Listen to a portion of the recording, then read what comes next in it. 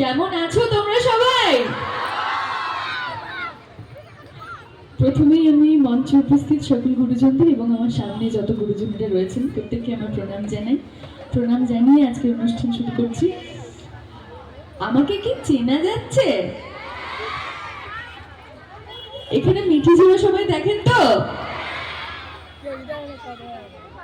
আচ্ছা, গান আমি গাই, কিন্তু আজকে সত্যি গানের কোনো প্রিপারেশন ছিল না, কারণ জানানো হয়নি তো।